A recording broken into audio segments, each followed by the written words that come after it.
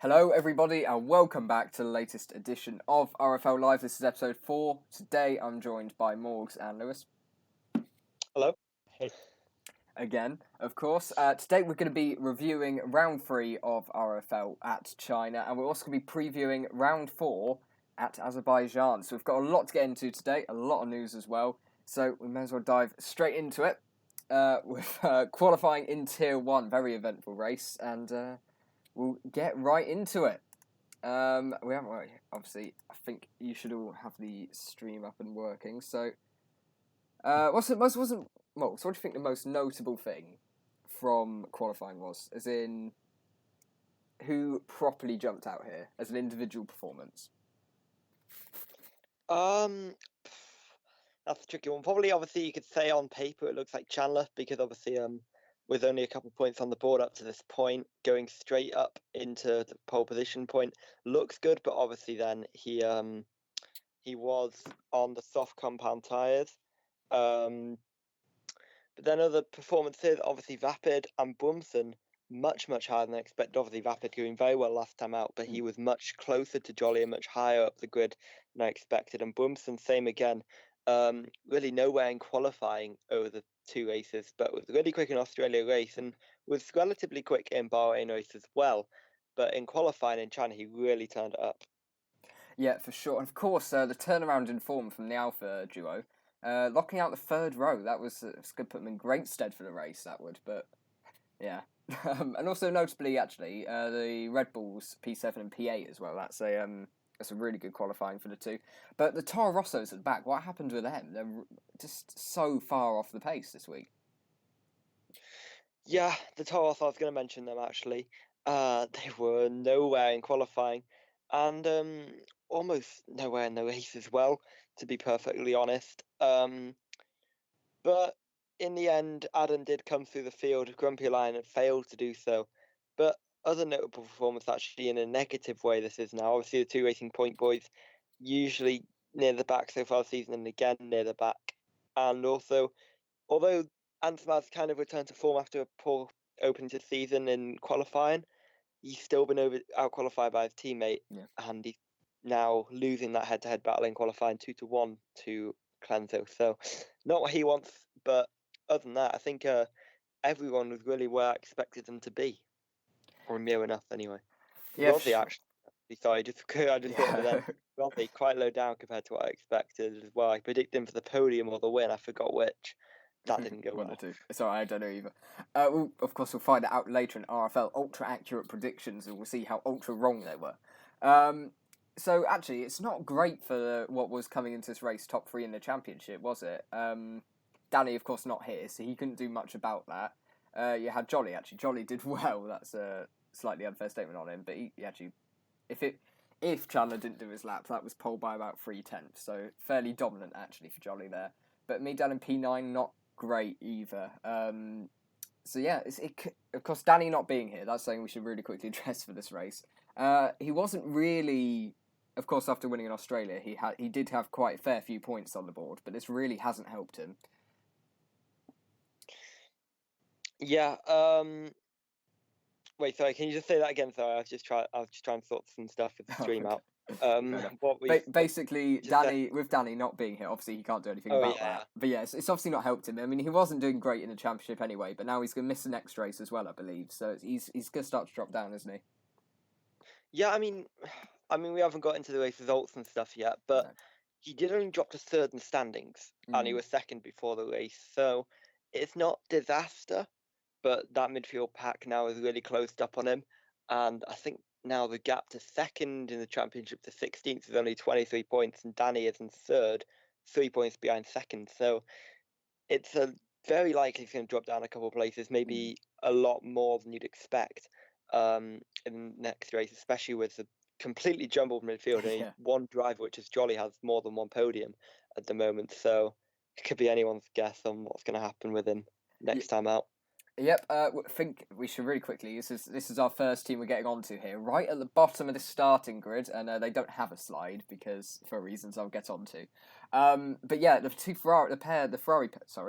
Ferrari pair not here again. That's really not ideal. It's a second race now that none of them have turned up. not quite sure why King Liam's not here, but Dark Predator, he's got his wheel Holiday. back now.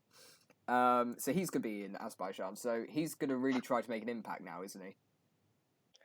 Yep, I'm excited to see what he can do, and I think I ended up predicting him highly. I know what I predicted him. I'm not going to say it yet, though.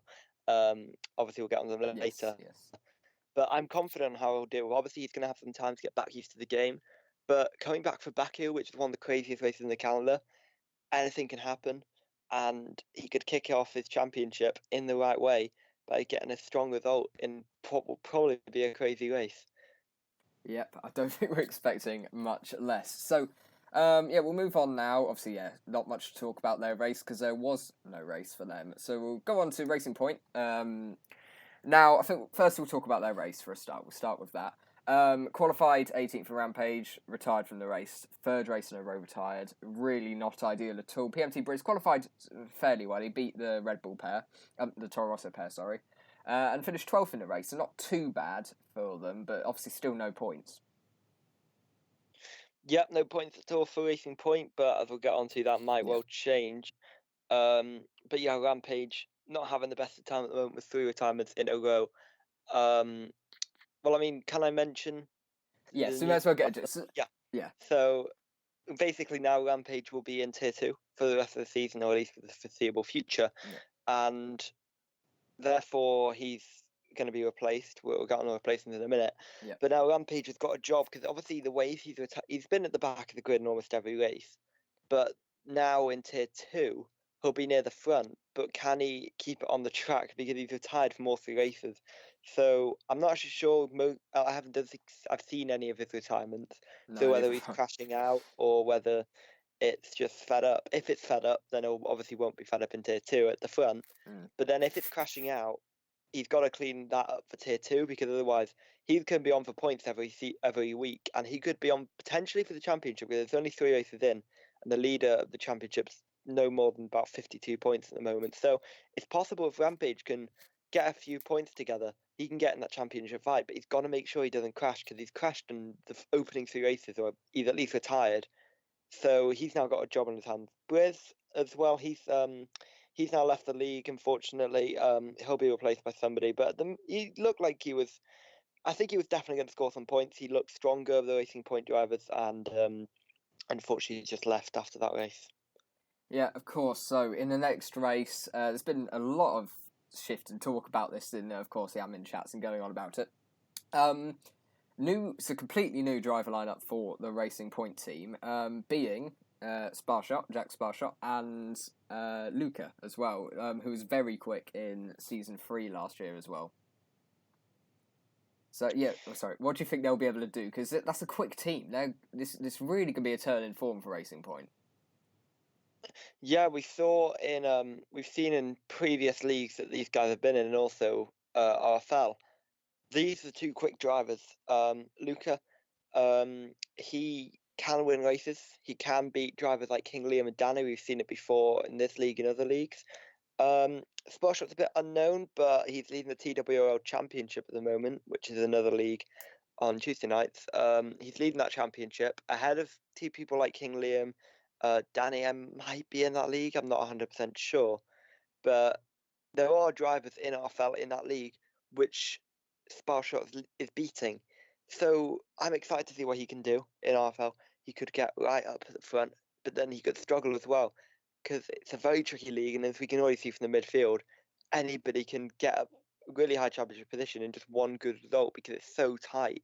So whether Sparshot can break ahead of that or not, same with Luca, I'm not sure. I think it's going to be a tough one for both of them, but very much possible. Yeah, for sure. I think, of course, they're starting from a really low point in the Constructors' Championship, but they both have some really good pace. So, realistically, do you see them getting up into sort of the top 3 teams come the end of the season? Potentially, but they've got a long way to go because I think it's now 43 points as a 3rd place team. That's tricky. That's a 1-2 pretty much already that you're behind after 3 races. But with that team and how strong it is, it's probably going to be possible. But then looking at the gap and the other team pairings, it's going to be tricky as well, because don't forget the other teams have some very strong lineups. You've got Anthematic Cleanser, who I think will come strong in the Alfa Romeo later this season. You've got the Haas is doing really well. The Red Bull's doing really well. The Renault's obviously doing really well as well. And then you've also got the Mercedes return to form. So a lot of teams are doing really well at the moment, and I think it's going to be tricky for the Racing Point guys to get in the battle. Yeah, for sure. Well, unless Lewis has something to add to that, we can move on to the next team. Yeah, we can move on. All right, fair enough. Yeah, there's not much to talk about. There's obviously new lineup. It should be really interesting. Yeah, keep an eye out. I have no idea of either of the. I have no idea of either of these two. I'm just intrigued to see how they do. If it means that we're going to see an improvement to Racing Point, then I'm all for it. Yeah, of course. Yeah, I think it is obviously no offense to the other two drivers at all. No, of course not. It's bringing a higher caliber to the grid. It's closed the grid a bit. I'm trying to say this in the nicest way possible, but that midfield scrap now is going to get even more full, and that's going to be something that's hopefully going to really show in the race. We'll move on to Alpha before I start offending more people. I'd like to say it's a turn in form for them. It's not brilliant, but it was good double points finish for Ansbach. Started 6th, finished 5th. BMG Clenzo qualified ahead of his teammate, but again doesn't quite have that race pace and is down in 8th at come the end of the race. Sorry. Is this the turn in form we've been talking about, or is this just a better race? A bit of both. I think it's definitely a turn in form because obviously, except for Clenzo, I mean, they did okay in qualifying in Australia, actually. 2nd and 5th, I think it was, in qualifying. But then the race just went, there was 8th, I think it was, 8th and 10th in the end. So their race pace was nowhere. Obviously, Anthemaz with that penalty, they were costing him. But this definitely is much, much better than the opening 2 rounds. And I think it's going to be a kickstart to the championship because locking out that 3rd row is a great achievement. Whether you're focused on qualifying pace or race pace, no matter what, that's a great achievement. And then the race itself, Ants finishes 5th and at Clenzo at 8th. It looks like Antsmaz just had the race pace and Clenzo didn't, but I don't think that's the reality because I think the gap without Clenzo's 3-second penalty for corner cutting, without that, the gap between them wouldn't be much more than about 5 seconds. So the gap between them in the race wasn't a huge amount. I think Clenzo's beginning to get to grips with the race pace, and he could be getting back into towards his teammate again. And I think if he can nail that race pace, he'll be right up there. And same with Antsmaz. And I think Antsmaz is finding his form now on this game. He's getting used to it, and I just don't think he's there yet to challenge for podiums, but he'll be there soon. Yeah, for sure. It's going to be good to look at. But I think it's fair to mention Antsmaz was at least mildly affected at the start of the race with contact between me, Rozzy, and himself. That was not ideal. I'm not sure. I don't think he lost too much time for it, but he definitely lost 1 or 2 places off the start. A bit of a lag crash, a bit of desync, and then he nearly went round. So obviously it's not great. It did hinder his race. He made that fairly vocal when he thought that it was bad driving that caused it. So yeah, I don't know whether he could have had much more out of that race, to be honest. It just seems, obviously I think 3rd place was potentially there because there wasn't too much of a gap, but you had Vapid and Jolly out front. They just had some really good pace. We'll move on to them in a second. But have we got anything more to mention with the Alphas? I'm not sure there was anything. No. All right. So we'll move on now to Mercedes. This should be 7th place in the Constructors' Championship. Chandler, ignore why these are in colours. I started this graphic by doing it in colour. Just ignore that. Qualified in 1st place on those soft tyres. And of course, that wasn't the greatest race strategy. He did drop back. In fact, he got beaten by Jolly off the start as well. So that was really his race. Okay, I'll rephrase that. Do you think if he didn't get beaten off the start, he would have even had a chance of potentially doing something like me and Vapid and JJ, and in fact Chandler did, in Bahrain, and just sort of pulling away a little bit, trying to get a bit of a gap to the other strategy, or? I think the tyre wear was just too high around this track for that to work. China's notoriously bad on those soft compound tyre, that first stint on the F1 games. Chandler, though, he got beaten off the line, and even if he didn't, he would have dropped back because we saw he was ninth, I think, at the end of the first stint, or at least when he came to pit stop, he was about eighth or ninth. So it really didn't benefit him in the first stint, and I don't think he would have been able to pull away even if he kept the lead in turn one. He probably would have lost it at the end of that lap or on lap 2. So I think it would have been better if he didn't get beaten off the line, but I don't think it made a huge difference in the end. He maybe could have got a third because that gap was very small to third position, but I'm not sure. Yeah. And then Nomad, of course, that was a fairly dreadful race for him. That's 2 retirements now in 3 races. Australia, and here he's retired. Qualified 11th, it's not great, but he was on those medium tyres. It's one to forget for him, really, isn't it?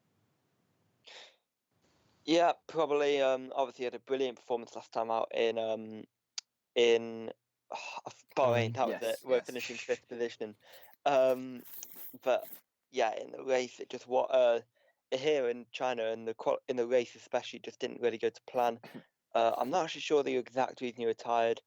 I didn't actually see his incident. I'm assuming it was a crash. I think it might have been. No, that was tier 2. Never mind. I'm not actually sure what happened to him. No, I'm not even, to be honest. I didn't see his car anywhere.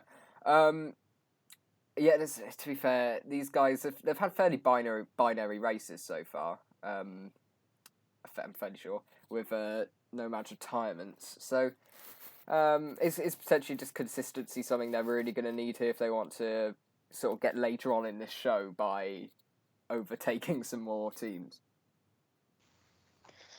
Yeah, I mean, at the moment at least Australia, not Australia because they had a dreadful race there, with Chandler only scoring a few points.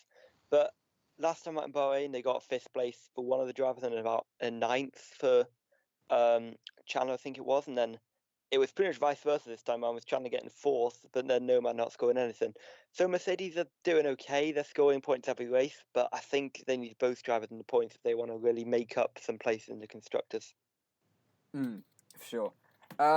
Yeah, again, I don't think there's much more to mention with these guys. Obviously, they'll be looking for a slightly better race. But to be fair, Chandler, 4th place, that is really good for him. I think that will be his best finish of the season, wouldn't it?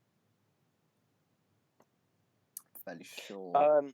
Yeah, it will be. Yeah. It is best finish of the season. Yeah. But I mean, it shouldn't be. He could have got 4th and maybe a podium in Australia. He could have got 4th and maybe a podium in Bahrain. Yeah. So his 4th has been a long time coming. This is the first time, of course, he hasn't had a 10-second penalty applied to his race time. So I'm sure he's not going to complain too much about that. So yeah, I think he's shown really good pace so far. Of course, he's new to the league for this season, and BMG Nomad, he was tier 2 as well. He has shown good pace though. Both of these guys have shown pace, and they're both new to they're both new to tier 1 RFL. So yeah, they're going to get into it. I think the consistency probably will come with a bit more time. We'll move on now quickly to Toro Rosso. We mentioned qualifying was absolutely abysmal. There's no other way of putting that. It was quite tragic. Yeah, it really wasn't good. But Adam was able to sort of claw it back in the race, finishing P7. Not too bad, but of course not even a double points finish. That's sort of the minimum you'd be expecting from these guys, surely, at this point. Yeah, they've been consistent so far this season. Adam obviously having a bad race in Bahrain, but yeah, I think qualifying both of them was terrible. But I'm not really sure what happened to them in qualifying, why they were so slow, because they are not that slow. But then Grumpy Lion just couldn't turn it around. The race had a couple of problems. Yeah, he pitted lap 1. But yeah, exactly. With but me. Adam did well. He came through the field very nicely. He could have maybe got a podium. Obviously, had a collision. Well, a controversial incident with Callum G, which could have cost him time, cost him tyres, and gave him a bit of damage. So that could have cost him potentially getting on the podium. But he still kept it clean the whole race otherwise and finished 7th position. So very strong race from Adam. Yep. Yeah, you can't complain with that. Of course, they just need these sort of consistent sort of mid points or maybe lower end of the points to really just push out a little bit up in the championship, because it is quite close in the midfield still at this point in the season. And if one of them could get a podium, then it would it would elevate them. That's all they really need to overtake probably one or two teams here. I'm not sure if there's too much more to mention. I'm trying to think. Of course, Lion pitted lap one. Anyway. It's not great. And then me and him did have a little bit of contact racing at the back. I sort of hold my hands up to that, but we weren't fighting over anything. So I'm fairly sure he's not too angry about that one. I think we'll move on to Haas now. Not a bad race for them, to be honest. Double points finish. Bournemouth was really good. Would you say this is his best performance apart from Australia? Well, on par with Australia, of course, when he got taken out. Better than Australia, because Australia was, well, I mean, obviously without the incident, where you probably would have got a podium, maybe even the win. Even if you got that win, I think this would have been better because there was no luck involved. It was pure pace, pure driving, and he was just very, very smooth, very fast. And he also had to work for it as well, work very hard. He had JJ and Chandler, both sides of him, in front and behind, all race battling. So the fact that he kept his head and got the third place and kept it clean after a very, very tough race, I think that's a better performance than Australia. And then for Pepsi, also he's been consistently low points this season. That's what he needs. He's doing well. He's doing his job. And although his qualifyings aren't great, he's keeping it clean on track. He's keeping it on track, out of trouble, and he's scoring those points. And that's what Haas needs at the moment, because it's a very tough midfield fight so far this season. Yeah, no, it is. You mentioned the midfield scrap. That's something to really look out for because, as you said, that's another podium now. Obviously, our Bournemouth are a different podium sitter, or stander actually. I just wonder how many more times we could get these different, because there's still quite a few drivers on the grid surely who are capable of getting a podium. We could end up come the end of the season with quite a variation here, of even between the top three maybe, if Amsterdam's can really turn it around in the latter half of the season. You have your Danny, Jolly, Ansmaz, and then if King Liam turns up, he'll be sort of up there. And you could end up with a really big gap if any of them, of course, because the top three will sort of be, you'll expect them to be around the podium positions. So and then you've also got Dark Predator as well. Yeah, of course, yeah. And the Alpha Boys, they turn it up. And then also you got the Renaults who could get involved as well. They've been strong so far this season. Also, maybe some of the Red Bulls could get in there occasionally. Yeah, but Red Bull could, yeah. I mean, this is stuff we were saying pre-season now, and I think the complexity's changed. The Alphas so far have been nowhere near what we've been expecting, at least as well, especially Ansmaz anyway.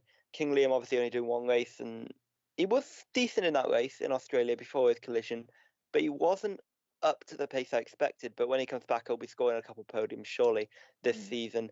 So yeah, I mean, it's going to be interesting to see how the rest of the season unfolds. But maybe actually, I'm just thinking, maybe in a race like Baku or Monaco, because of how clean and consistent Pepsi's been, he could be a surprise podium come Baku, which is next week, obviously, or Monaco, which is a couple of weeks down the line. Because I think he's one that can just keep it on track, keep it out of trouble, whilst others crumble around him. Yeah, it'll be everything in this tier at the moment. The midfield is all race dependent, really. A bit like real F1 at the moment. You can't really predict you can't predict midfield at all. Someone might have a bad race, and there's so much. It's so easy to make contact because in all the races so far in the midfield, it's been real close, real hard racing, and someone could be running seventh for most of the race with 3 laps to go and end up fourth. It genuinely can vary that much. So it is something really interesting, and I'm sure we'll be talking about that a lot more this season. We'll move on now to the next team, which is Red Bull.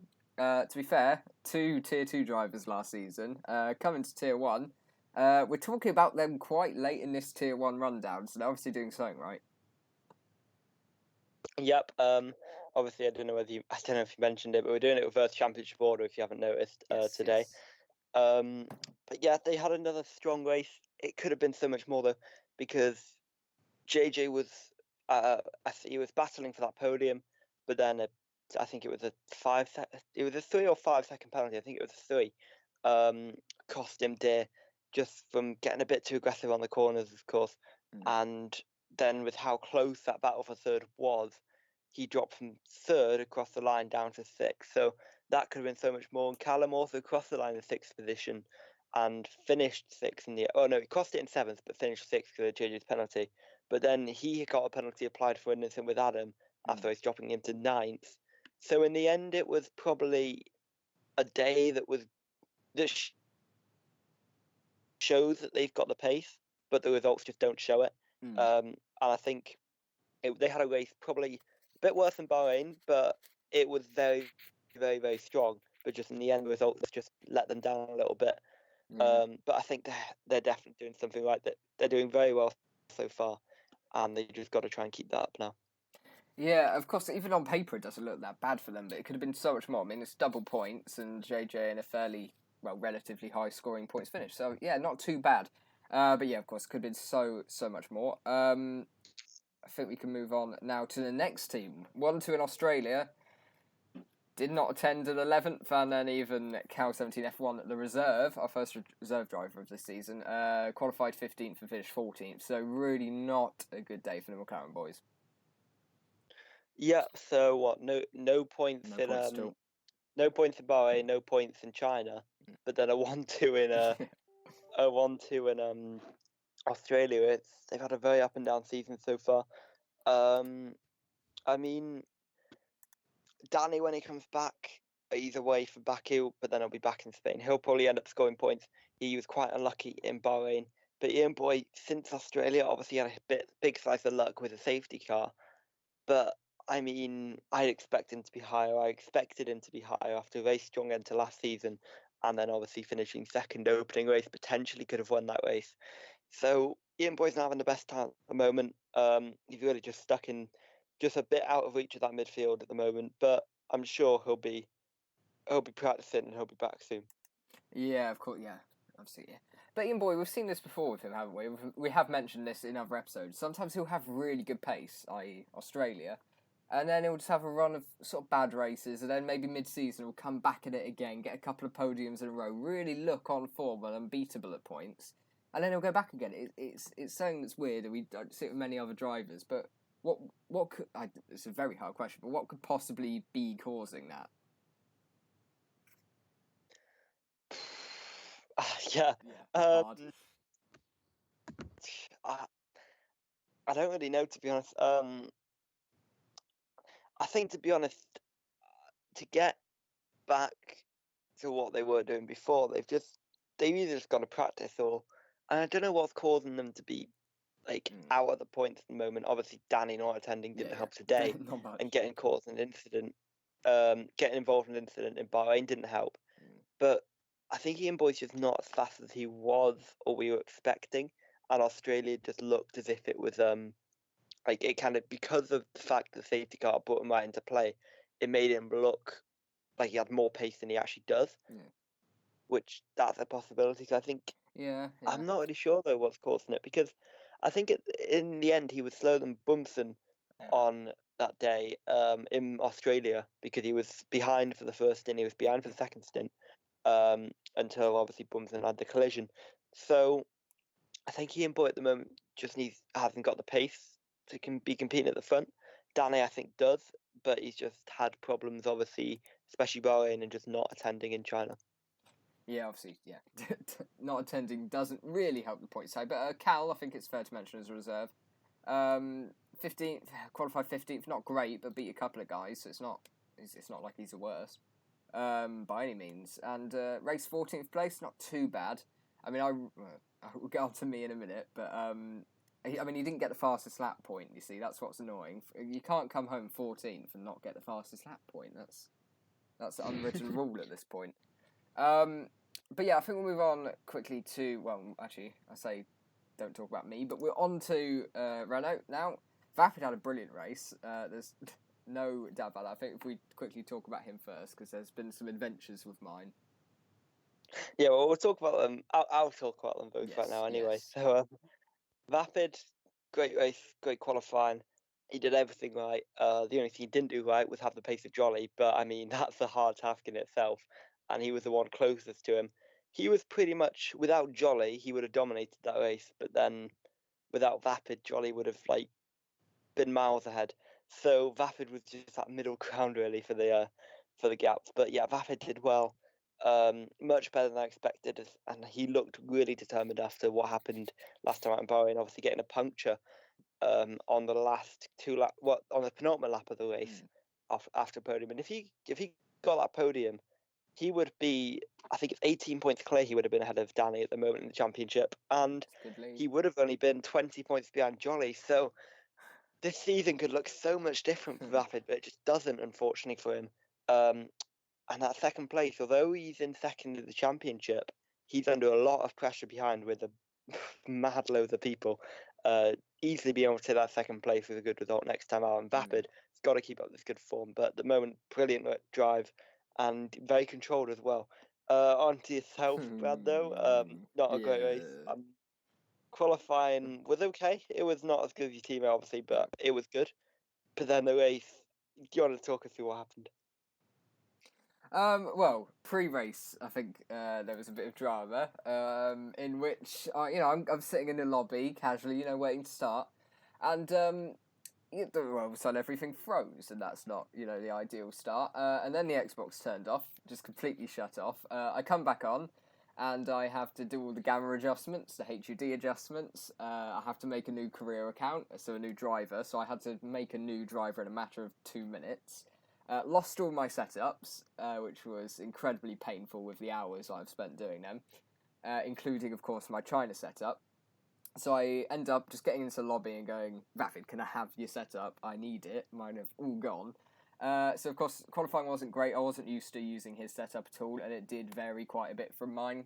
I can remember half of mine on memory, but I didn't really want to go in with a half setup.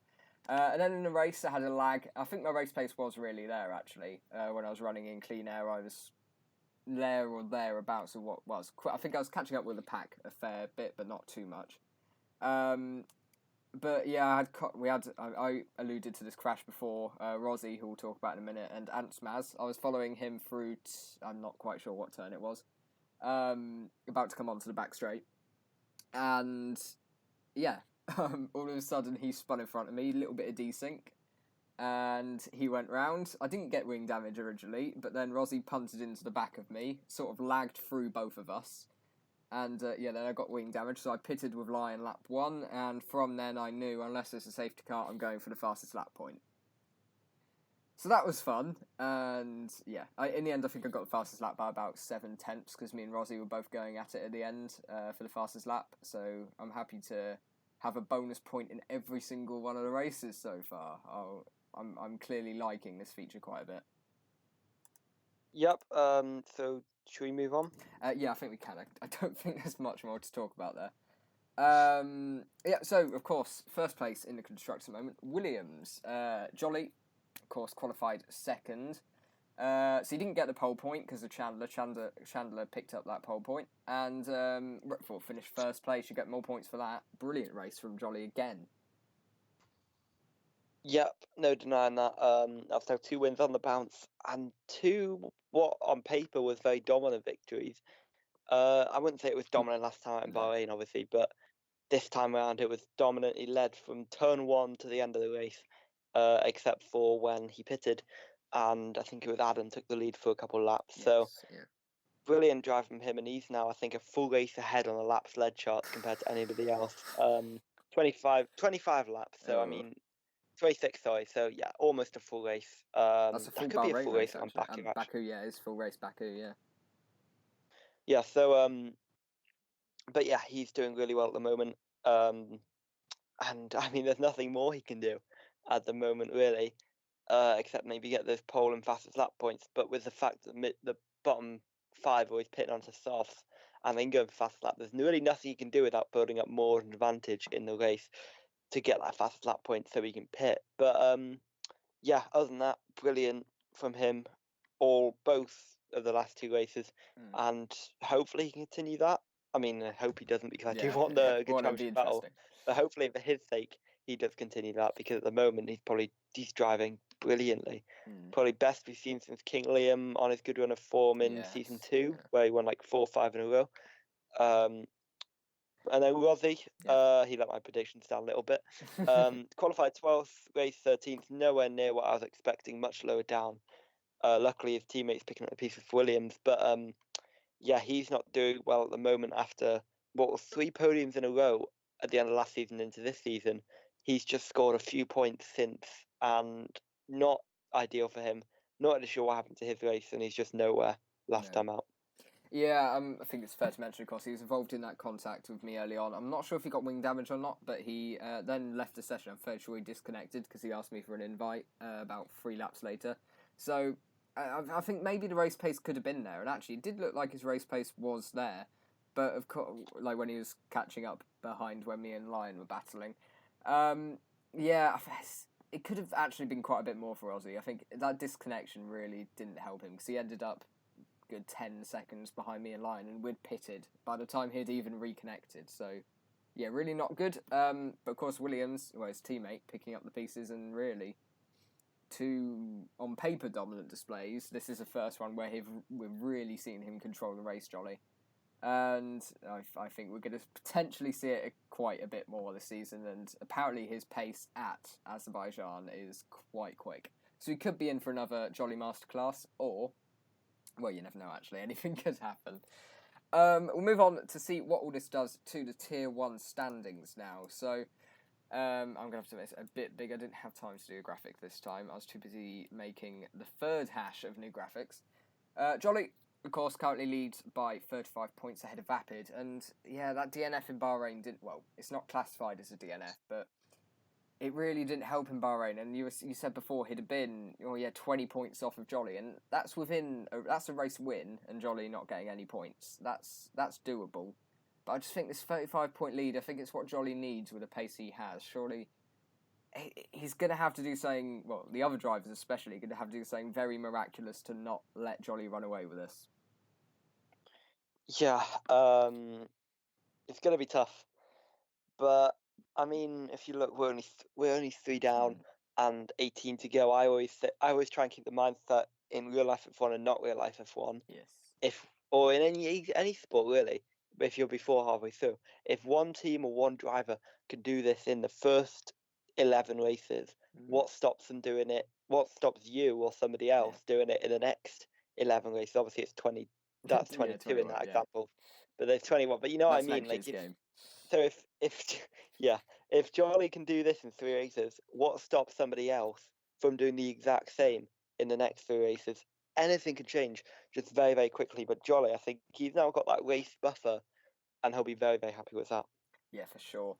Yeah, there's not too much standing out. Vapid's second, to be honest. He's definitely going to take that. King Liam, 20th, UK Dark Predator, yet to attend a race, but he will be here in Azerbaijan on 0 points. So we only have a couple of guys on 0 points, to be honest. It's not too bad. TR Pepsi's been picking up pieces at the back, just sort of getting those low points finishes, and he's showing more improved pace, to be honest, in his first race.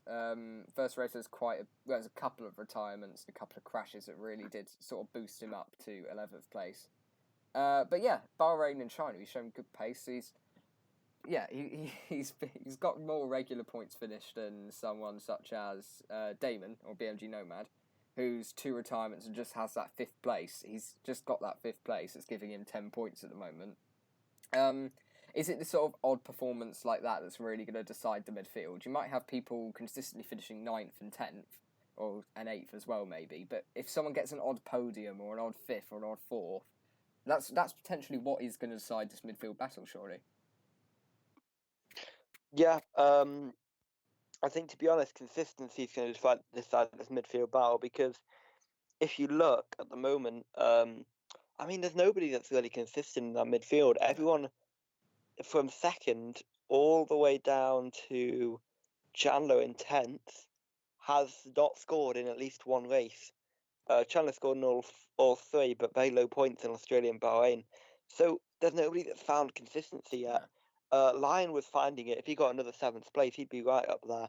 And 3 7ths to be in 5th in the championship, that proves how consistent you would have to be in to win that midfield battle. And I think if someone can start scoring consistent high points, like a 3rd or 4th or 5th, that will really, really pay dividends for them at the end of the season. Yeah, true. And obviously, we have the bonus points in RFL this season, and just for a bit of context of how much of a difference this can make, obviously there's 42 points on offer with pole and fastest lap. So far I've got 3 of them, out of 6 it would be.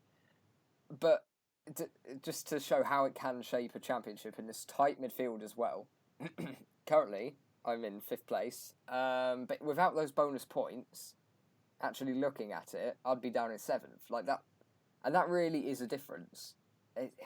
Just as the season goes on, if you have drivers picking up more of these bonus points, it can equate to something like a win. Like that's an extra win that no one else has had. And I think, especially with the fastest lap point throughout the season, if you're having a bad race, you can really pick up those. And could we see that deciding quite a few of these positions? Potentially, obviously, there's a long way to go, and it will spread out a lot more. You'll probably only have about 3 drivers in the battle for second at the end of the season. If that battle for second remains, it may end up turning to the battle for 4th or 5th. If Dark Predator's really quick, King Liam really quick when he returns, Danny really quick when he returns, and Ansma's finding form. So if that happens, then it will be a battle for like 6th position. But either way, I think it may well get decided by who just has more fastest lap points, or at least the one who wins may well just win it because they've got fastest lap points, the other person doesn't. So it could really do anything at the moment. Obviously, Chandler gained a lot of points last time out because he well, not a lot, 1 point because he got pole position, but that could pay dividends in the end. And with a pole and a 4th place, that's very, very strong because that's 13 points, and that is quite a lot considering this midfield battle. Yeah, for context, without those 13 points, let's say he didn't get a pole, and in the race it just went a bit wrong. That's all it takes, a bit of contact. It'd be down. Well, it'd be well down the grid. Yeah, he'd be the lowest point scorer. Yeah. So yeah, it shows how close this midfield is at this stage in the season and how it can just change like that. I think that would do us with Tier 1 for now. For this week, minus the predictions. Obviously, we'll discuss that. We'll move. Actually, I lie. Sorry, quickly. Yeah, Jolly's not here for Spain. He just said in the chat. That reminds Spain. me. Yeah, he's not here for Spain, so he's now got a race buffer. So really, you could say the gap is 10 points, but it's not because obviously Vapid. Yes, it might not win. Well, I'm not saying obviously he won't win, but it's very unlikely he will considering that midfield battle. But yeah, Jolly then has got that race advantage, and that could be crucial when he does miss that race in Spain. Yeah, okay, I didn't know it was at Spain. I knew he was missing a race at some point. But of course, Danny, currently sitting P3, he's going to miss Azerbaijan this weekend. And realistically, I could see him dropping 6-7 places here. Like, that wouldn't surprise me at all if we have good finishers in the midfield. So obviously not ideal for him. He could be down in about 10th come the end of this race. Or there or thereabouts, 8th maybe. 8th, 7th most likely. Yeah, I think we'll move on quickly to constructors and just give that a quick look over.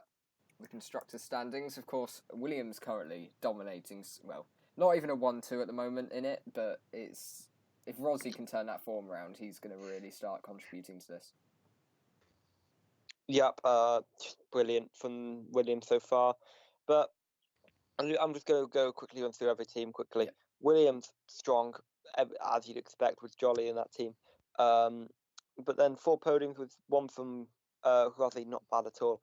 Renault then, they've got 2 podiums, and they've only had 1 driver score in each race. Yeah, it's very binary performance. And that does also prove that midfield battle and how crucial it is to have strong performances, basically, consistently, because Renault obviously only having 3 points finish as the second in the constructors. McLaren, after that 1-2, they've done nothing since then. Not great by them. Red Bull, they've done well since Australia, obviously a poor race in Australia for Callum and the not attending from JJ. But since then, they've really turned it around. Great work by both of them so far. And then Haas, that's Brumson and Pepsi. Brumson's been right on it last time out. Not really met anywhere in Bahrain, but he still scored the points. Same with Pepsi in all 3 races, really. Not anywhere, but scoring the points, which is crucial. Toro Rosso, nowhere really in China, but Adam came through the field quickly, and Grumpy Lion's been scoring consistent points before then, so good by them. Mercedes, obviously Chandler having a brilliant race last time out, and Nomad scoring some good points in Bahrain, and then Alfa Romeo, slight return to form. Hopefully, he can continue that, and then the Racing Point Ferrari, no points on the board. But we could see that turning around very quickly if obviously King Liam and UK Dark Predator really do up the pace. Well, if both of them turn up, that would be a start. But they both have really good pace, and we like we said, these were potential championship contenders for the constructors at least this season. So to see them this low really, really is a shock. Yeah, I think we can move on now. Obviously, tier 2, and we can get Lewis in this a little bit more. Hey. He is here. Right. I am here. Yes. Yeah, I've yeah. Just had some I've not food. just fell asleep. I'm still there. Yeah. So, 2-2 race, I commentated on that as well. It was absolutely fantastic. There's absolutely no other words to describe it. Last 10 laps were manic. But of course, in the end, Exploding Emerald won the race. So, actually, on paper, that looks fairly dominant because he was able to pull away. But obviously, I'm assuming you've watched the Tier 2 race and you know all about it. Yep. Yeah, okay, cool. good start. Yeah, That's a good start. yeah, that's great. Emerald. I had no idea who Emerald even was before the race weekend. And Quali, he didn't even manage to put a time in. So for him to just, it almost felt as if he was cruising through the field for most of the first half of the race, and Lewis was trying to give him. It was unfortunate for Perez, who was up there in the fight for the podium with both Emerald and Lewis to begin with, and must have been some sort of, I don't know what happened, some technical issues, and he had left the server. So, and I felt as if he could have been up there with both Emerald, but Emerald really is probably the one to keep an eye. If it's not Lewis, it's probably Emerald to keep an eye for, because he seems like a really fast and really good under pressure as well. Like, he put a lot of pressure on most of the front runners, and it was just incredible to watch. Oh, yes, of course. Sorry, I just muted myself then. I wasn't expecting you to finish. Right, so... yeah, you mentioned sailing through the field. It did sort of appear like that, to be honest. Fair I'm sure bit it was during the race. Yeah, I'm sure it was much more than that. It was probably more than what we saw on the stream, and there was a lot more going into it. But it came across like it was very easy for him. Yeah, of course, on the stream we were focusing on the battle out front, which he did soon join. He was on the better strategy at the start. He was on the hards, I believe, while everyone else was on those medium tyres. So obviously he really benefited. He was on the quicker tyres at the end, which obviously allowed him to pull away so much come the end of the race. And then I think we should just sort of... there's a massive battle here. It went from on the last lap, there was about 5 cars who got third place, going on to the back straight. Like, I genuinely had no clue how it was going to turn out. And I think Adam Lee got contact and Tom Gorian spun, didn't he? Tom Gorian, that's the second time Tom Gorian spun on the final lap. So if he can pull off a hat trick at Baku, that would be great. No, I'm joking. we don't want people to. No. But like. Anyway, the castle section. Yeah. Oh God, no. don't get me started on the castle section. I think Lewis also picked up damage in a battle with Emerald. I'm not sure what happened. I think it was purely a race incident. He picked up front wing damage. Yes. And I think that was pivotal. Well, it could have been pivotal in that massive battle with the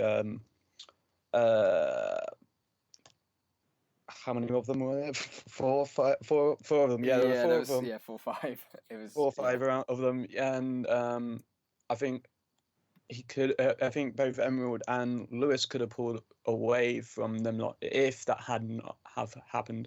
But it did add for more entertainment, and I loved watching that battle. and Label Red Devil Yes, that's notable. pipping it right on the last turn, and that was incredible. Like a photo finish between him and is it Lewis? Yeah. Yes, it was. Yeah. Yeah, it was So, really close. Yeah. Drift King, I think it's his first time getting a better finish than Lewis, so that's great for him. And it's finally Lewis is not. It's great. We know that the alphas are both as competitive as each other, Yeah. but I guess Lewis wasn't the sort of poster boy of their team for the China race, and it's great. It's great because it shows that he's not as he's not as, and how do I say this? He's not as in.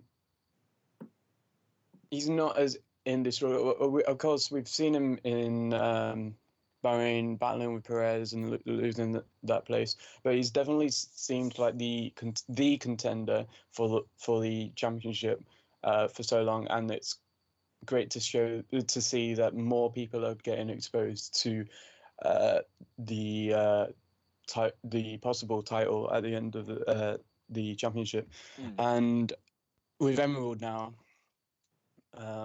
I think it's He's a contender. less. Sure. Yes, it's less inevitable than it was without Emerald. Yeah, of course. I think Dustin 14th to 5th is really notable. Yeah. Yeah.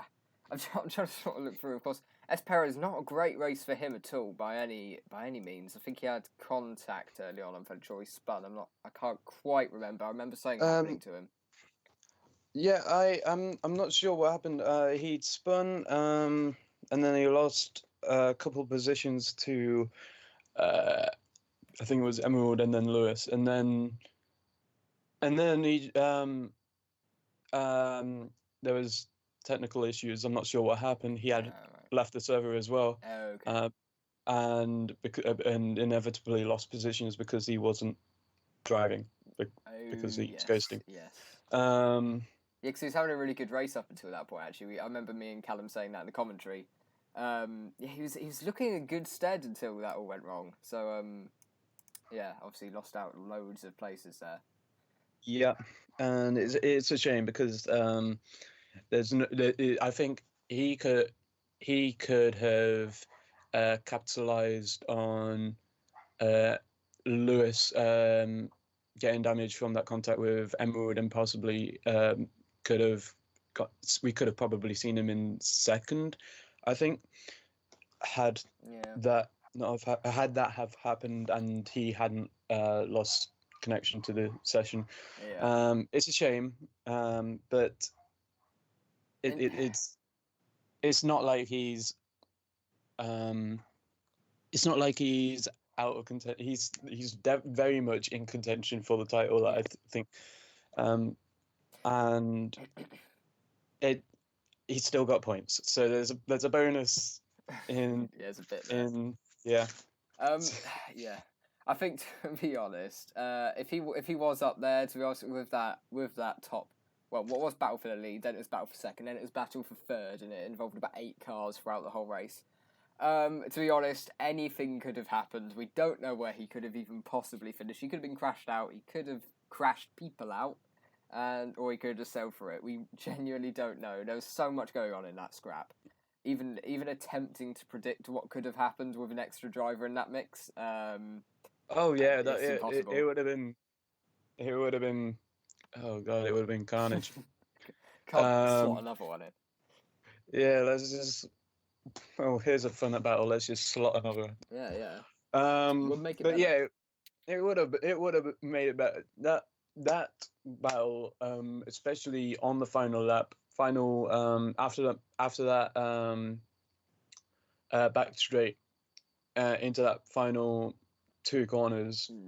That was probably where the battle was getting really intense, and I'm impressed with a lot of that. Dustin, I again, someone I think this was their first race as well, and yeah, it was incredible. It was an incredible battle to watch. Yeah, I'm trying to Yeah, look at the grid, see what else is on I there. think had Tom not spun out, he could have been right up there as well. I'm not Yeah. sure what happened there. It was, I didn't know if it I was think he pinned pure. it. I think I was riding on board with him at the time because I was trying to get a look at the battle in front, and all of a sudden he just went round, and Adam Lee I think made contact with potentially Label Red Devil. It might have even been. Oh right, yeah. Well, if it was purely Tom, then Yeah, it was. that's He was that's a shame. very angry with himself after the race. He made Oh, that I very know. clear. I saw the chat. I saw Yeah. the chat. Yeah. Oh, I would have hated to be in that Xbox Live party as well. Oh God. Now, I must mention what this does for Championship, actually, because I, being the incredibly intelligent person I am, forgot to put it in the stream. So, I'm going to try to sort of quickly go over this. Alfa Romeo 1-2 at the moment in the standings. BMG Lewis currently leading ahead of Drift King Pro by 3 points. It's incredibly close at the front. There's a little bit of a gap to Label Red Devil, who's boosted himself up into P3 with that podium. I know he would have had a bit more pace than he did in Tier 1 during Tier 2 this season, obviously. He would have been relatively higher up. But P3, he must be really happy with that. Oh yeah, definitely. I think he's I think he said this was his first podium finish in RFL. Yeah, he's going to be extremely happy with that result, and we can only hope that this is a sign of things to come, and it's as of right now it just simply seems like a great result, and we don't know if this could be a sign of how things are going to look, how things are going to shape up in future races. But again, it's incredible. I know he's got a lot of people who were rooting him on in the stream, and he's definitely a favorite. Yeah. And again, I hope that this gives him the confidence to give it his all and actually try and put the leaders Lewis, like Drift King, like Emerald now, puts them under pressure. As well as Perez, of course.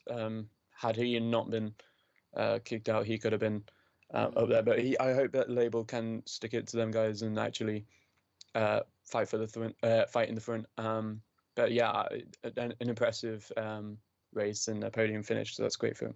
Yeah, I think something that's very notable as well, looking at the standings, 'cause of course I've got them in front of me, but not on the screen, unfortunately.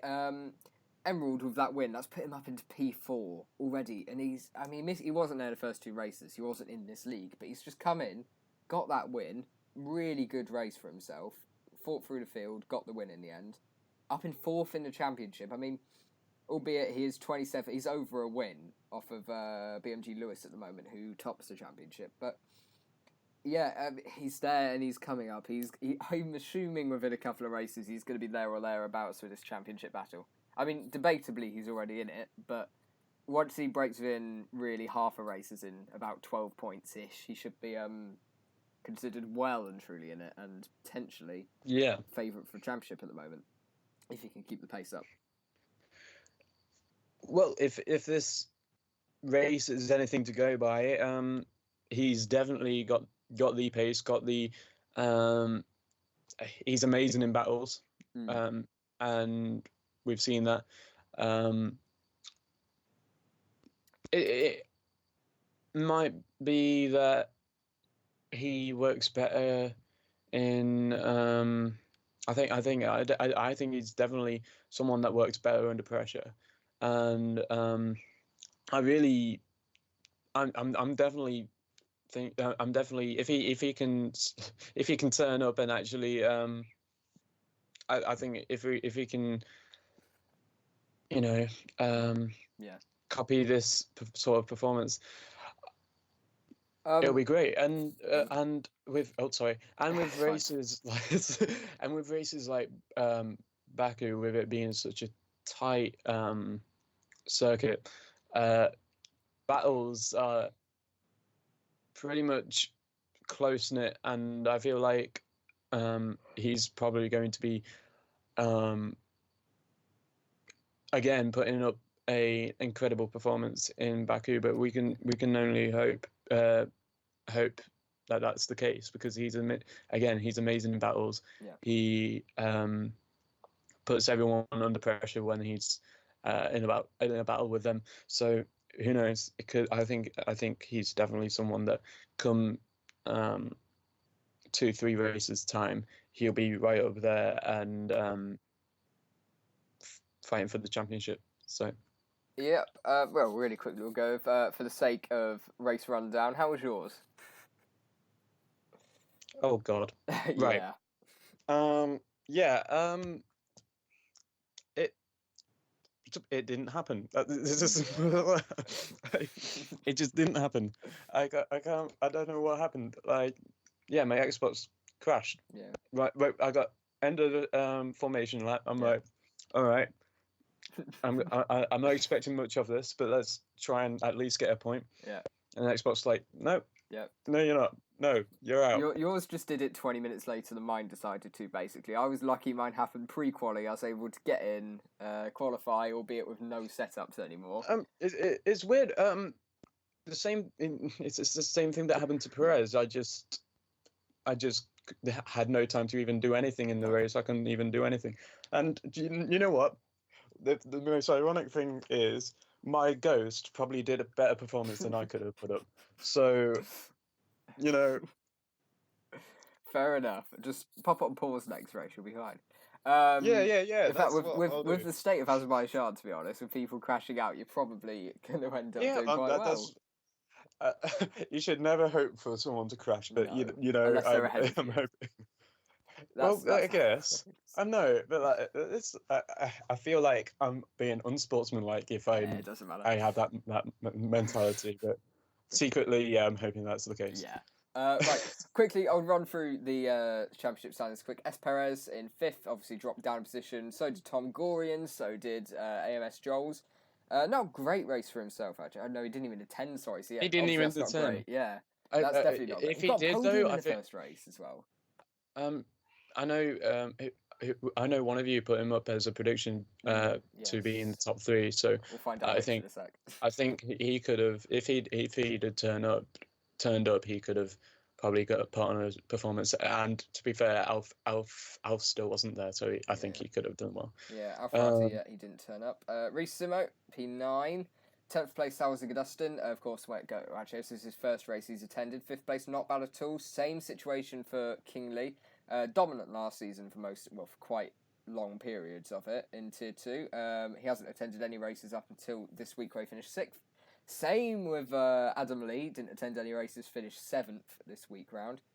And then obviously there's the rest of it. So quick look at the constructors. Alfa Romeo dominating actually I'll quickly check how much they're leading by. 48 points. That's over a 1-2 and a non-score. So Jesus. Yeah, Haas P2, Racing Point P3, Red Bull P4, Mercedes P5, Renault P6. So obviously not doing as good as their Tier 1 counterparts.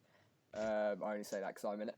7th place Williams, 8th place Ferrari, 9th place Toro Rosso, and 10th place McLaren with 0 points. So we'll move on to predictions because I am very aware of the time. Ultra accurate. Yes, so our RFL ultra accurate predictions were, as you'd somewhat expect, not great. So we'll start with Morgs. If he hasn't fallen asleep, he can talk through his. Hello, I'm still here. Can you hear me? Yeah, I didn't didn't hear you. I thought my voice would have put him to sleep. Right, is these a buying prediction? Yes, they are. Yes, they are. I mean, I got abuse for putting Vapid in there, but you know what? I take it back. If you take away Robbie, that went well. I'm happy with that for tier 1. Tier 2, I mean, Drift King Pro did beat Lewis, so I guess I got that right. Yeah, But Joel obviously didn't attend, and yeah, it was just a disaster. That one. Yeah, I got Jolly. That was inevitable. Yeah, Well, it's yeah. not even it's not inevitable, but it was a Slightly. very standard prediction. Yeah. I wasn't going to but Lewis didn't even make it onto but he got on P4, didn't he? Yes. So Yeah, he not did. far. P5, P4, 5, Four, I four, think. four, Yes, fourth. because Yeah, they I will was be into the yeah. podium. Tom he spun. Yeah. Yeah, again. So You never know. that's There's a couple of corners left. If he didn't spin, you know, he might have been up there. he might have been up there, With the but state of that battle, you never know.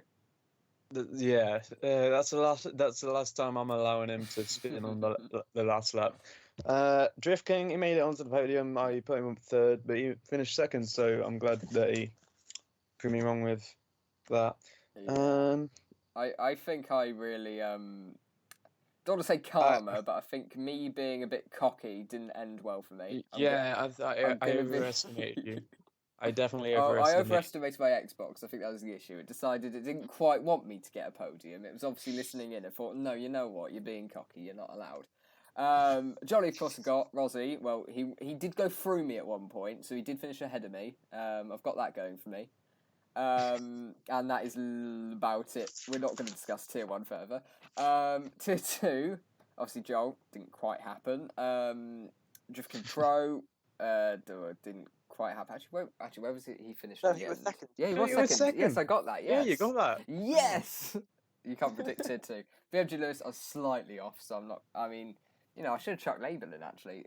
So quickly do track preview for Azerbaijan. Swanky graphic I've got going here. Oh, it's a hellhole.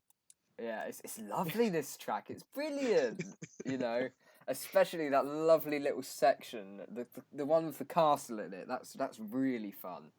Oh yes, we do love our castles. I know you're being sarcastic, but this is my favourite track for commentating and I racing. can imagine. I love this track to race. I definitely think I that genuinely love it. It is fun. The I do like it. the It's track is satisfying. the track's going to be amazing for streamers. I feel it's going to be an absolute hellhole for the ones that are actually having to race it. Yeah. It's a lot narrower with circuits.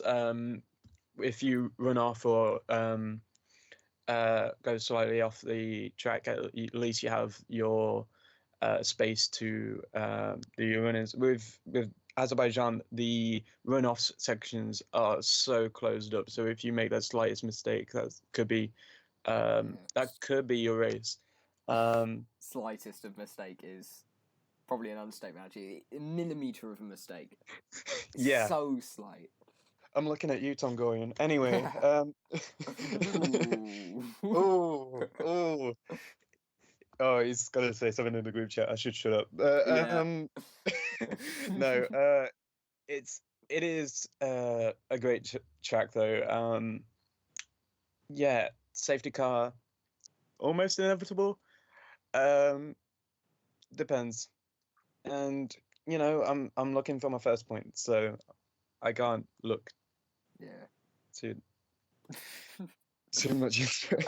Right, so I always ask about key corners here whenever we do this. I've got to say, my key corners here are turn 1, 2, and 3. That's overtaking zone. The rest of it is try not to crash, really.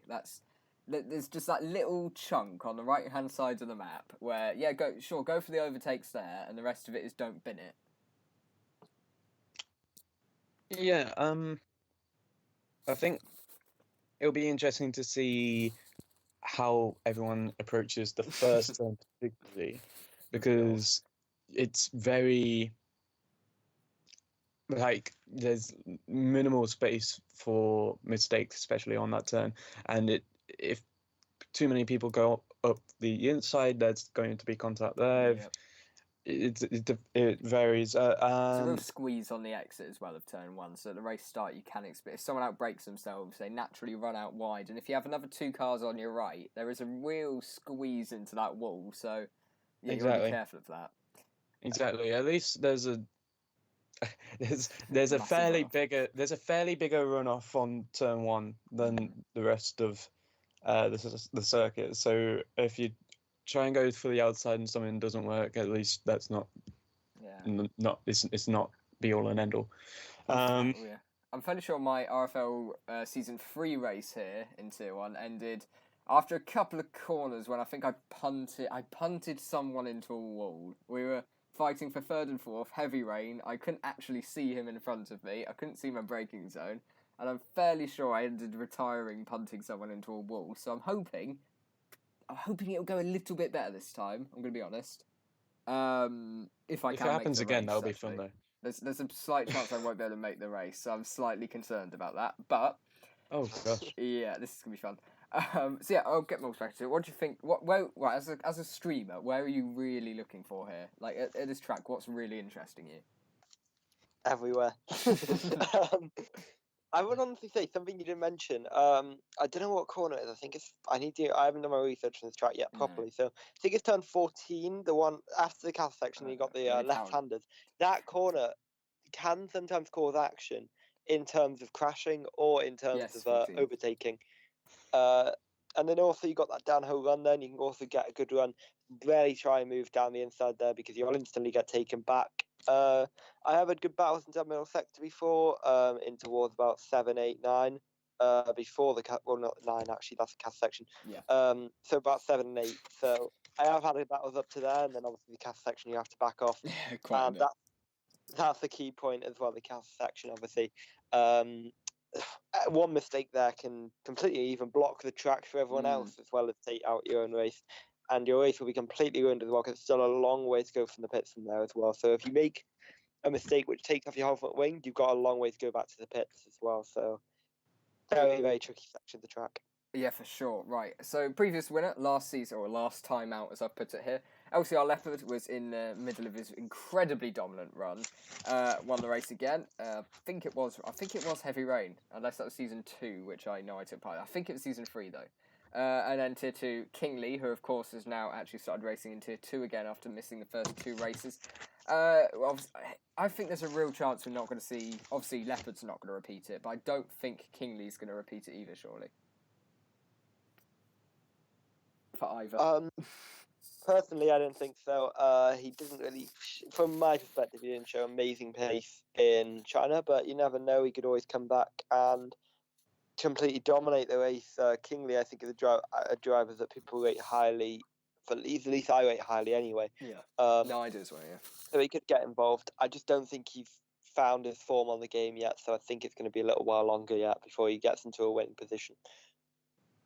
Yep. Okay, so we'll go on to our new predictions, and then there's actually an extra word in the title now. It's RFL still very ultra accurate predictions, and here we go. Yeah, so Morgs, you talk yourself through yours, or talk everyone else through yours even. Yep. So at the moment it looks like very crazy, at least Tier 1 especially. Jolly obviously is winning. That's kind of like a safe bet. Yeah. I wouldn't say that's optimistic at all. He's probably going to be on the podium at least. Bump's going to put second. I just have a feeling that after a brilliant performance last time out, he's going to repeat it again in Baku. I probably would have put my surprise prediction in third, but I decided to put him second just because it's Baku. Really.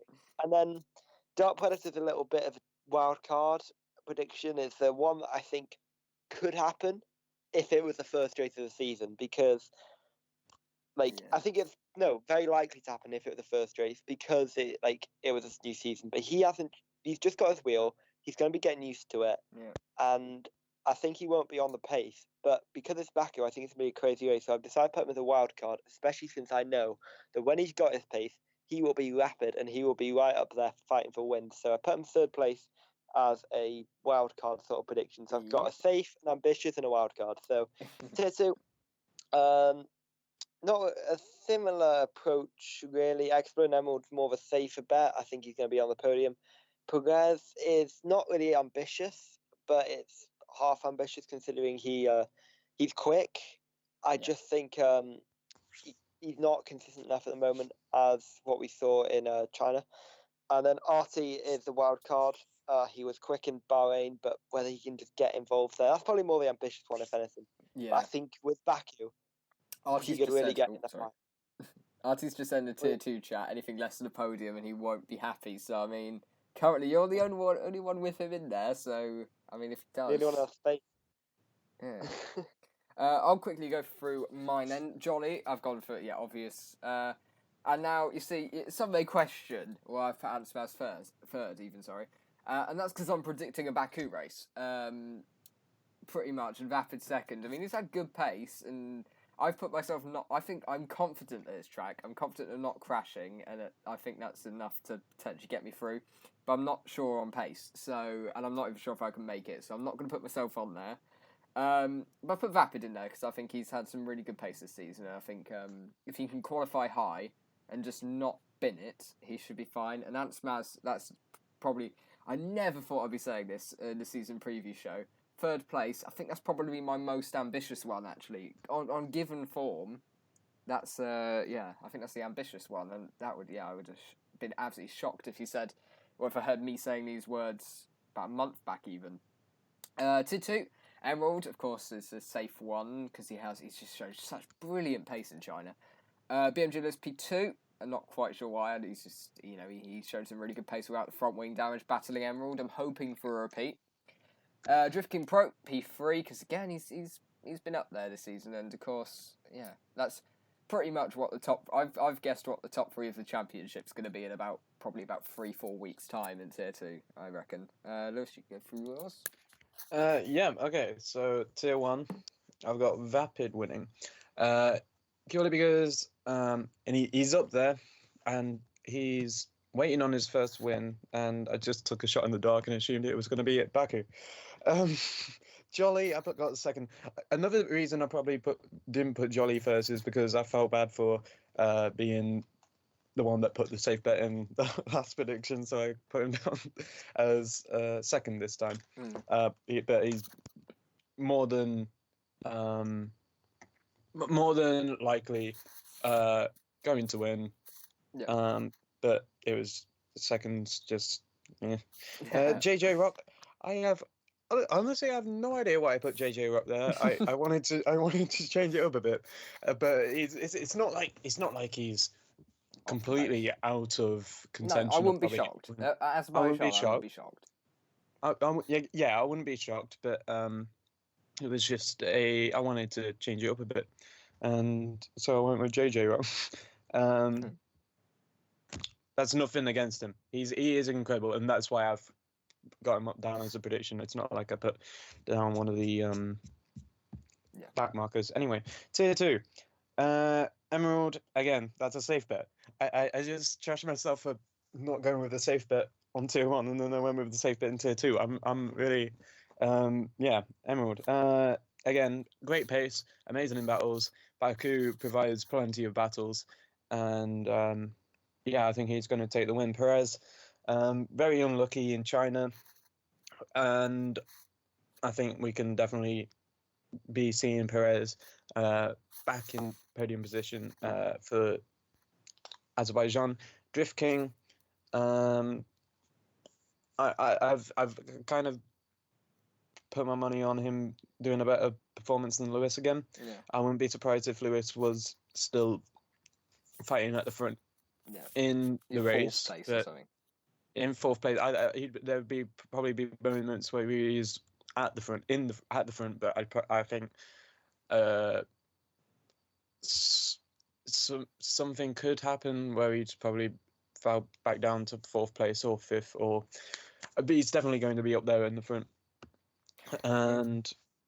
But I've just not got him down on my podium because I just wanted to change it up a bit. Yeah. Right, so there we go. I'm going to be incredibly quick with this because someone has just DM'd me on Twitter.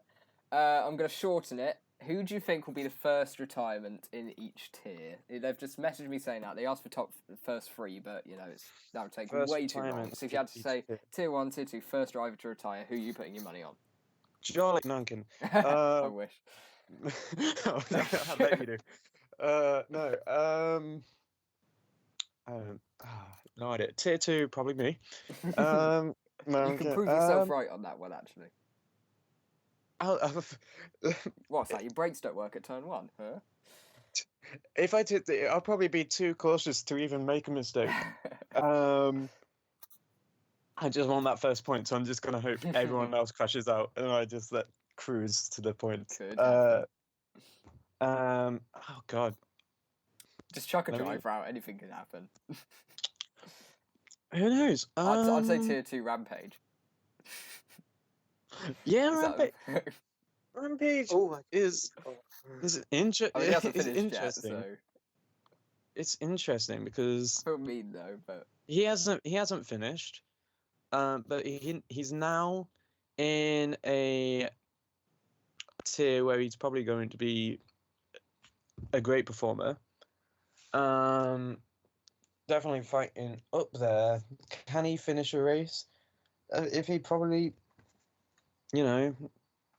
focusing on actually finishing and not giving too much into it that he gets taken out or crashes out, we could probably see him.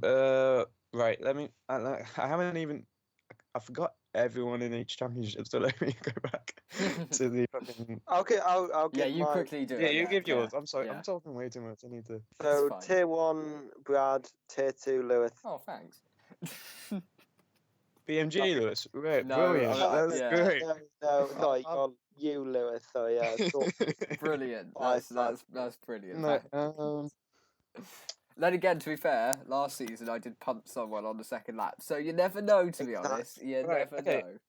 I'm gonna actually. Okay, Just my look at who's retired the most. my official prediction for tier 1. Yeah. I'd say Nomad. Yeah, I was thinking that. Nomad, and for tier 2. Oh God, shot in the dark. I'll probably just say Scott, maybe. Yeah, no, fair enough. Right, okay, that was that was us for this week. Thanks everyone for sticking with us. This was I enjoyed this one. This was a good one.